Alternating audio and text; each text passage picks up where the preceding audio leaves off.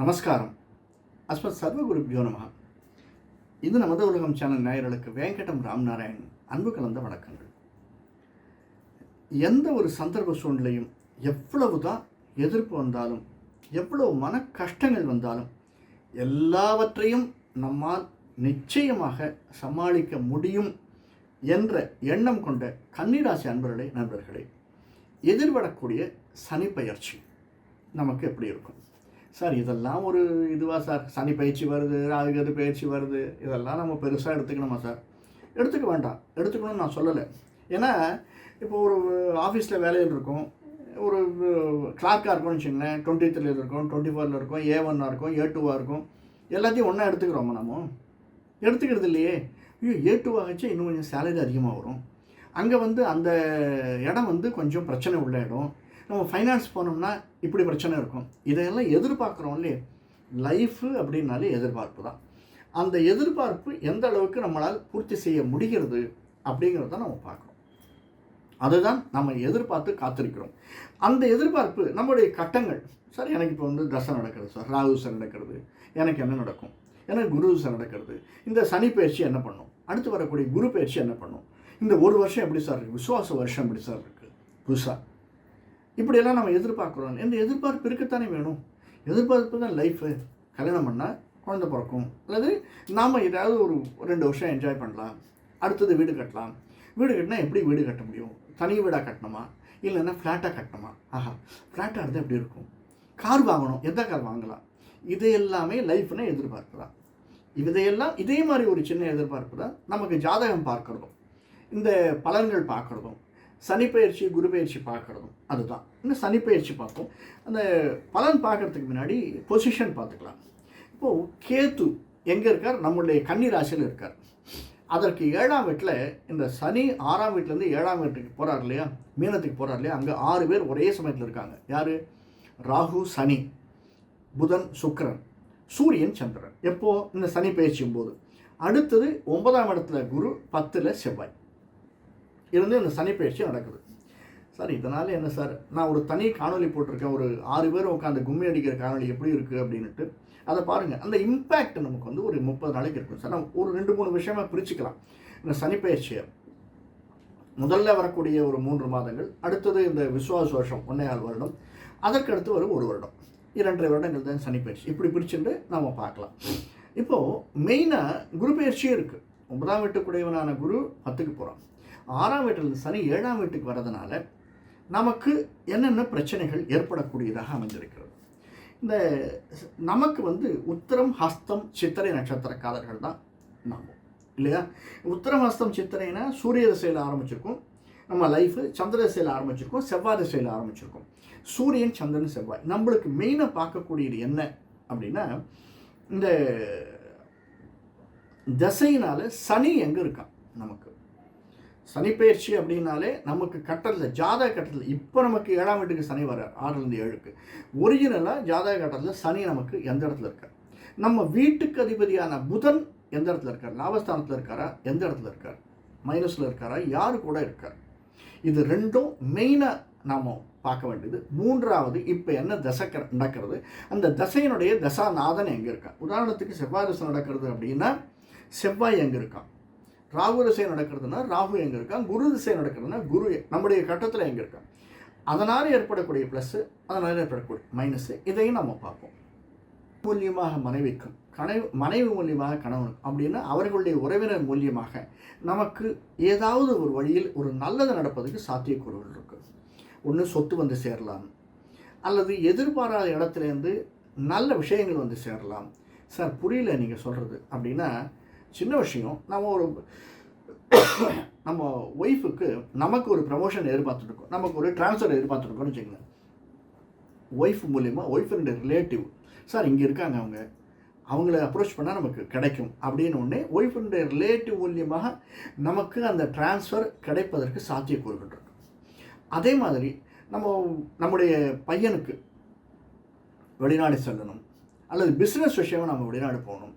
Sir, இது 2மே இல்லை சார், நான் ஒரு டூரிஸ்ட்டாக சுவிட்சர்லாந்து போகிறேன், பார்த்துட்டு வரேன் அப்படின்னா அதற்கு நம்முடைய உறவினர்கள் செய்யக்கூடிய உதவி. இந்தந்த இடத்துல நீ போய் பாரு, இவரை போய் அப்ரோச் பண்ணினா ஈஸியாக இருக்கும். அல்லது எனக்கு தெரிஞ்சவர் இங்கே இருக்கார், இவரை போய் பாரு, இப்படி சொல்லக்கூடியதாக நமக்கு ஒரு நன்மை செய்யக்கூடியதாக ஃபஸ்ட்டு அமைந்திருக்கு. ரெண்டாவது, நிச்சயமாக மருத்துவ செலவு குறையும் சார். கன்னிராசிக்காரர்களுக்கு எழுதி வைத்துக் கொள்ளுங்கள், அடுத்த 1 வருடம் மருத்துவ செலவு குறைவதற்கான சாத்தியக்கூறுகள் அதிகமாக இருக்குது. அது எப்படி வேணாலும் குறையலாம். அதே சந்தர்ப்பத்தில் நமக்கு உடல் உபாதைகள் அதிகமாக வரும் சார். புரியல, அது செலவு குறையுன்றீங்க, உடல் உபாதை அதிகமாக வந்தோன்னா செலவு அதிகமாக தானே ஆகும் அப்படின்னா கரெக்டு தான். இப்போ நம்ம இது வரைக்கும் 5 லட்சத்துக்கு இன்சூரன்ஸ் எடுத்தோம்னா 7 லட்சத்துக்கு இன்சூரன்ஸ் எடுக்கணும்னு வச்சுக்கோங்க. அப்போது மருத்துவ செலவு அதிகமானாலும் அதை கவர் பண்ணக்கூடியதாக அமைந்துவிடும் இல்லையா? அதுதான் நமக்கு ஒரு உபாதை வரும், ஆனால் அது செலவு அந்த விஷயத்தில் கவர் செய்யப்படும். இது 2வது. 3வது, நம்முடைய 3ஆம் வீட்டுக்கு அதிபதியான செவ்வாய் 10ல் இருக்கான். இப்போது 10ல் இருக்கான். அடுத்தது 11க்கு வரப்போகிறான். 11, 10, 11, 10 கொஞ்சம் மாறி மாறி வருவதற்கு 12ஆம் இடத்துக்கு வரச்சே நமக்கு நாம் நினைத்த காரியம் சாதிப்பதற்கு சாத்தியக்கூறுகள் இருக்குது 12ஆம் இடத்துக்கு வரச்சே செவ்வாய். ஆனால் எந்தெந்த நமக்கு எந்த திசை வரப்போகுது அப்படிங்கிறத பார்த்துக்கலாம். ஏன்னா நமக்கு ஆரம்பத்தில் சூரிய திசை இருக்கலாம், சந்திர திசை இருக்கலாம், செவ்வாய் திசை இருக்கலாம். அதனால் செவ்வாய் திசை நிச்சயமாக நமக்கு திரும்பி வரப்போகிறதில்லை. நம்ம இந்த காணொலியை பார்க்குறது யார் சார்? 20, 25 வயசுக்கு மேலே 65, 70 வயசுக்குள்ளே இருக்கிறவன் தான் பார்க்குறோம். நம்ம ஏன் சார் பார்க்குறோம்? எல்லாரும் பார்க்குறாங்களா? 90% நம்மளுக்கு ஜாதகத்தில் நம்பிக்கை இருப்பவர்கள் பார்க்கிறார்கள். அதில் எவ்வளோ பேருக்கு நம்பிக்கை இருக்குது? 90% பேருக்கு நம்பிக்கை இருக்குது. சில பேர் சில சமயத்தில் பார்க்குறோம், சில பேர் அதிகமாக பார்க்குறோம், அவ்வளோதான். ஏன்னா கட்டாயம் பார்க்கணும் சார். வண்டி எடுத்தோன்னா காற்று இருக்கா இல்லையான்னு செக் பண்ணுறோம்ல. ஏன்னா காற்றுலேயே வண்டி ஓட போதா, இல்லைன்னா என்ன பண்ண போகிறோம், இருக்குன்னா என்ன பண்ண போகிறோம்? நமக்கு ஒரு எச்சரிக்கை. காற்று குறைச்சலாக இருந்தோன்னா சரி, போகிற வழியில் காற்று அடிச்சுக்கலாம், அவ்வளோதானே. அதை நம்ம செக் பண்ணுறோமா இல்லையா? அதே மாதிரி தான் நம்ம லைஃப்பை செக் பண்ணிக்கிறோம். நமக்கு எந்த தசை நடக்கிறது? இப்போது சனி பயிற்சி வந்தது, நமக்கு எதாவது பாதகம் உண்டா? அதனால் நம்ம லைஃப் அப்படியே ஃபுல்லாக சேஞ்ச் ஆகிடாது. நாம் நினைக்கிறது நடக்க போகிறது, நமக்கு எது வரணுமோ அது வரப்போகிறது, அதில் ஒன்றும் சேஞ்ச் இல்லை. அதை நாம் எப்படி மேம்படுத்தி கொள்ளலாம், அவ்வளோதான். இன்னும் கொஞ்சம் கரெக்டாக விலாவாரியாக சொல்லணும் அப்படின்னா, இப்போ நம்ம டபுள் பெட்ரூம் தான், இங்கேயும் டபுள் பெட்ரூம் தான் இருக்கும். இன்னொரு வேறு ஒரு வாடகைக்கே போகிறோம்னு வச்சுக்கோங்களேன், அல்லது புதுசாக வீடு வாங்குகிறோன்னா டபுள் பெட்ரூம் தான் வாங்குகிறோன்னு வச்சுக்கோங்க. ஆனால் நாம் இங்கே இருக்கிற டபுள் பெட்ரூம் 10க்கு 10 இருக்கும், அந்த டபுள் பெட்ரூம் 10க்கு 12. ஏன்னா நமக்கு தெரியும், ஓஹோ நம்ம இப்படி இருக்கோம், இதை பெட்டர் ஆக்கிட்டோம்னா, இது கொஞ்சம் பெருசாக இருந்ததுன்னா, அந்த அட்டாச்சு பாத்ரூமாக இருந்ததுன்னா நல்லாயிருக்கும். இப்படி நம்முடைய எண்ணம் கொஞ்சம் பால்கனி இல்லாமல் இருந்ததுன்னா சேஃப்டியாக இருக்கும், அல்லது பால்கனி இருந்ததுன்னா பார்க்குறதுக்கு வசதியாக இருக்கும். இப்படி நமக்கு எண்ண ஓட்டங்கள் அதிகமாக இருக்குது, எதிர்பார்ப்புகள் இருக்குது. அதை நாம் ஏற்றிக்கிறோம்ல, அதே தான் இந்த ஜாதகத்தை பார்த்து இந்த பயிற்சி வரைச்சே நம்ம இப்படி செஞ்சோம்னா கொஞ்சம் பெட்டராக இருக்குமா? நமக்கு சரி எப்படியும் ஒரு ப்ரமோஷன் வரணும்னு இருக்குது சார். ப்ரமோஷன் வருமா வராதா? சனி பயிற்சி இருக்குது, இந்த புது வருஷம் இருக்குது, எனக்கு எப்படி இருக்குது? இதனால் ப்ரமோஷன் வருதுன்னோ அல்லது இதனால் ப்ரமோஷன் நின்றுடுதுன்னு நான் சொல்ல மாட்டேன். ஆனால் ஒரு எதிர்பார்ப்பு, அந்த எதிர்பார்ப்பை உண்டாக்குவது தானே இது. சரி, அதை அப்படியே இல்லை, நம்ம ஏதாவது செஞ்சால் சின்ன ஏதாவது பரிகாரம் செய்யலாமா சார்? எனக்கு இப்போது கன்னிராசி, எனக்கு இடமாற்றம் இருக்குதுன்னு நீங்கள் சொன்னீங்க. இடமாற்றம்னா எப்படி இருக்கும்? நான் இருக்கக்கூடிய ஜாபில் மாற்றம் இருக்குமா? நிச்சயமாக மாற்றம் இருக்கும். இந்த வருஷத்தில் நிச்சயமாக இந்த வருஷத்தில் மாற்றம் உண்டு. விசுவாச வருஷத்தில் கன்னிராசிக்காரர்களுக்கு மாற்றம் உண்டு. சனி பயிற்சியினால் மாற்றம் உண்டு, குரு பயிற்சியினால் மாற்றம் உண்டு. சரி சார், இந்த மாற்றம் எப்படி இருக்கும்? மாற்றம் நல்லதாக இருக்கணும்னு நான் ஏதாவது சின்னதாக பண்ணேன்னா நல்லா இருக்குமா? என்ன பண்ணினா இருக்கும்? நீங்கள் எந்த திசையில் இருக்கீங்க? இப்போ நீங்கள் இருக்கிறது ராகு திசை. ராகு உங்களுக்கு 6க்கும் கேது 12ல் வரார். ராகு 6ல் வரதுனால, 7ஆம் வீட்டிலேருந்து 6ஆம் வீட்டில் ராகு வரதுனால நீங்கள் என்ன பண்ணினா, அந்த ராகு திசை உங்களுக்கு இருந்ததுன்னு, ராகு திசையில் உள்ளுக்குள்ளே இருக்கிற அந்தரம் யாருடைய அந்தரம் இருக்குது ராகு திசையில், அதை பார்த்துக்கோங்க. அந்த அந்தரம் நம்முடைய பொசிஷன் நல்லா இருக்கா? குருவனுடைய அந்தரமா, புதனுடைய அந்தரமா, சூரியனுடைய அந்தரமா, யாருடைய அந்தரம் இருக்குது? அந்த அந்தரம் நமக்கு எந்த அந்தரம் இதுவாக இருக்கா, ஃபேவரபுளாக இருக்கா? இருக்கச்சே நம்ம என்ன பண்ணணும்? பண்ணினா ஏதாவது கொஞ்சம் கிடைக்குமா? அது என்ன சார் ஏதாவது பண்ணினான்னா? ஒன்றும் கிடையாது சார். இப்போது நம்ம ட்ரான்ஸ்ஃபருக்காக உட்காந்துருக்கோம், நம்ம ஃப்ரெண்டு வந்து சொல்கிறான், எப்படியும் உனக்கு 4 மாதத்தில் ட்ரான்ஸ்ஃபர் வந்துடும்டா, எப்படியாவது வரணும், எப்படி வரும்? இந்த பார், நீ 4 மாதத்தில் வரணுன்னா எனக்கு தெரிஞ்ச இங்கே பக்கத்தில் இருக்கிற எம்எல்ஏ போய் பார். அவர் எம்எல்ஏவே சரியாகவே இல்லைடா அந்த மனுஷன், அது போன ஆட்சியினுடைய எம்எல்ஏடா, பரவாயில்ல, அவருக்கு வாய்ஸ் இருக்குது, நீ ஒரு தடவை போய் பார்த்துட்டு வாங்க, அவரால் நன்மை நடக்கலாமே. இல்லை அவர் ஏதாவது பைசா கேட்பார், கொஞ்சம் கொடுத்துட்டு வா, உனக்கு ட்ரான்ஸ்ஃபர் வேணும்னா போய் பார்த்தேன்னா நடக்கும்னா செய்ய. இவ்வளோ தான் பரிகாரம். அதனால் நடந்துருமா அல்லது அதனால் நின்றுடுமான்னா நான் சொல்ல மாட்டேன். ஆனால் நடப்பதற்கு சாத்தியக்கூறுகள் இருக்குது, அவ்வளோதான். அவரை போய் பார்த்துட்டு அந்த உடனே நமக்கு நடந்துருமா? நடக்காது. அவரால் நடக்கலாம், அவரால் ஹெல்ப் வரலாம். ஆனால் நம்ம முயற்சி எடுக்கணும், அதற்கு மற்ற விதயங்கள் நம்ம எடுத்துகிட்டே இருக்கணும். அப்போ நமக்கு நல்லது நடக்கும்.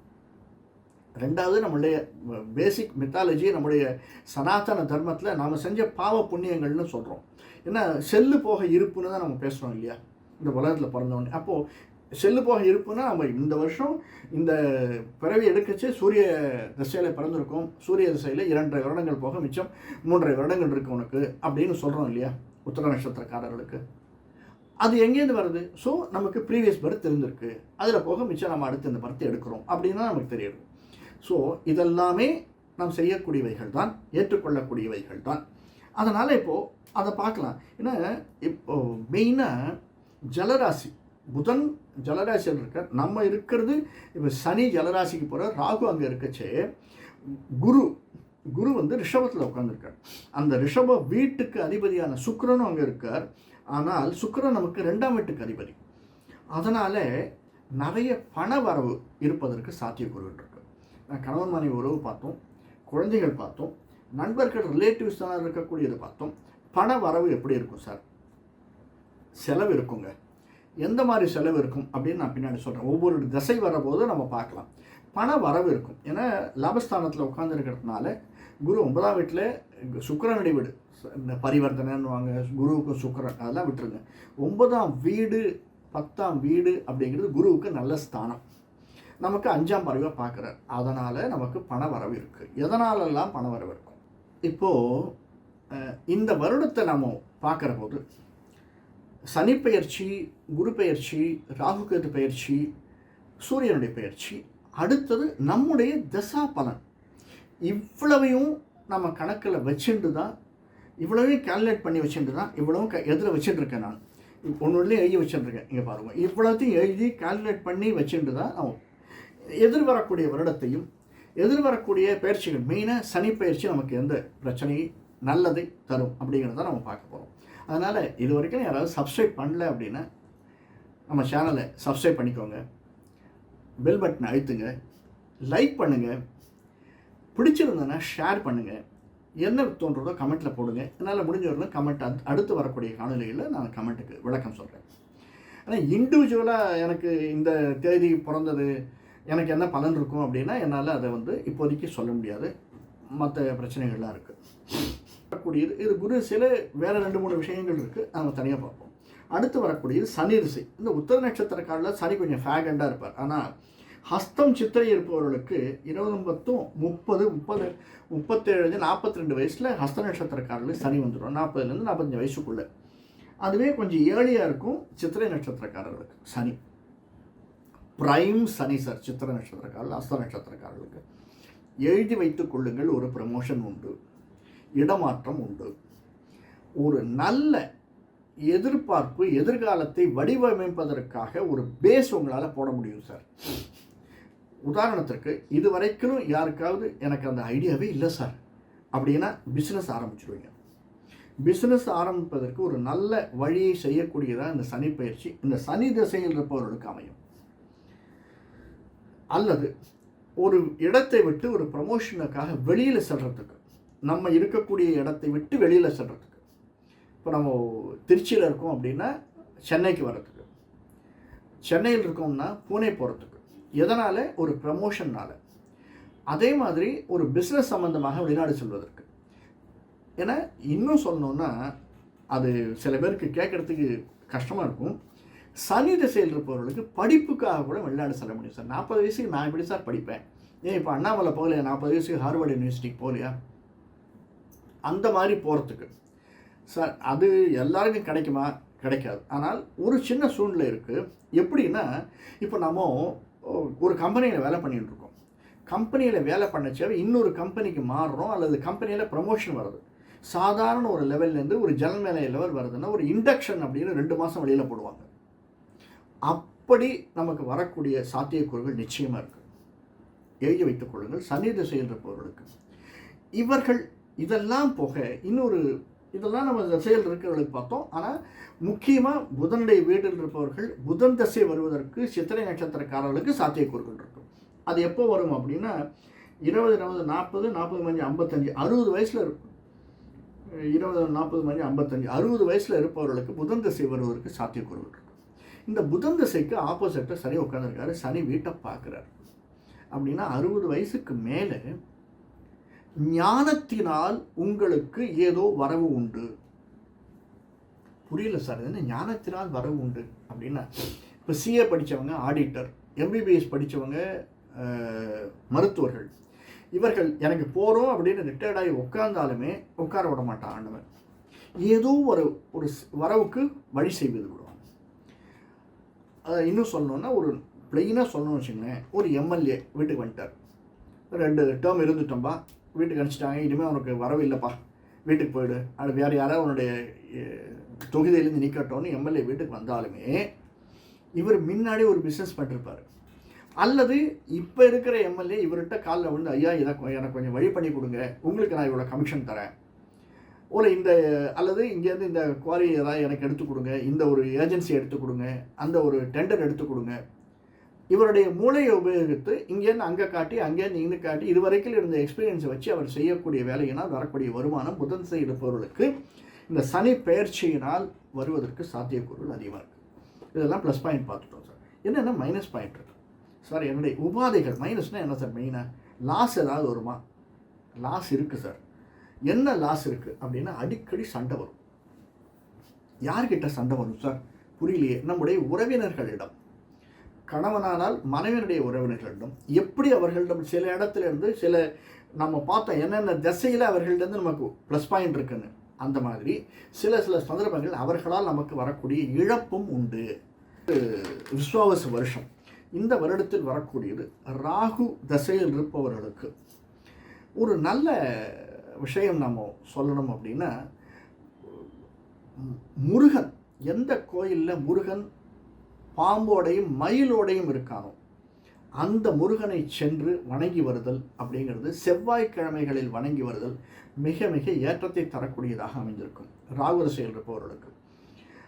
சுப்பிரமணியான்னு சொன்னோம், நம்ம கர்நாடகாவில் இருக்குது, அந்த இடத்திற்கு ஒரு தரமாவது போய் வருதல் இந்த ஒரு வருஷத்தில் போனோம்னா கடகடன்னு டூரிஸ்டாக போயிட்டு 10 நிமிஷத்தில் பார்த்துட்டு வெளில வந்துடக்கூடாது சார். எங்கே போனாலும் 2 மணி நேரம் இருக்கணும் அங்கே.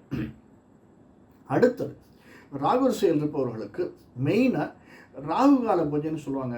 சில கோயில்களில் நடக்கிறது, காளஹஸ்தி அல்லது திருநாகேஸ்வரம், நிறைய இடங்களில் ராகுவுக்கு இது உண்டு. அந்த மாதிரி இடத்துல நாம் ஒரு 3 to 5 தரம் நம்மளால் முடியும்னா பால் அபிஷேகத்துக்கு வாங்கி கொடுக்கலாம். நீங்கள் வேறு ஒன்றுமே செய்ய வேண்டாம், அபிஷேகத்துக்கு பாலை வாங்கி கொடுத்துருங்க. ஒரு 50 ரூபாய் 100 ரூபாய் பாலை வாங்கி கொடுத்துருங்க. அது ராகு திசையில் இருப்பவர்களுக்கு கொஞ்சம் மேன்மையை தரக்கூடியதாக அமைந்திருக்கும்.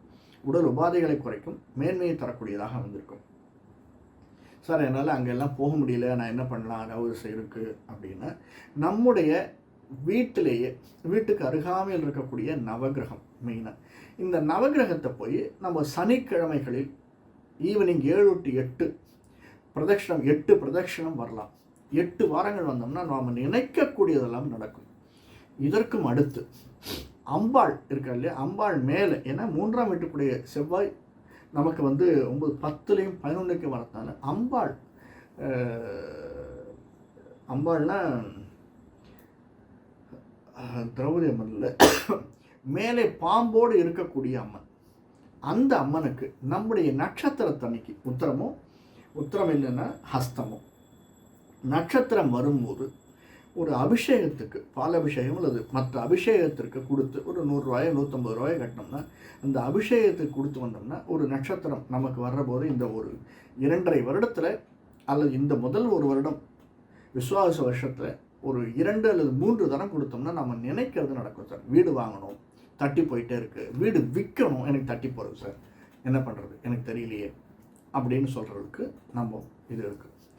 முக்கியமாக இந்த வீடு அப்படின்னு சொன்னோடனே, நம்ம 3ஆம் வீட்டுக்குடைய செவ்வாய் வீடு அமையலை அப்படின்னு சொல்கிறவங்களுக்கு 2-3 இடங்கள் இருக்குது. இந்த மகாபலிபுரம் பக்கத்தில் ஒரு திருவிடவந்தை அப்படின்னு விஷ்ணுஸ்தலம் ஒன்று இருக்குது, அல்லது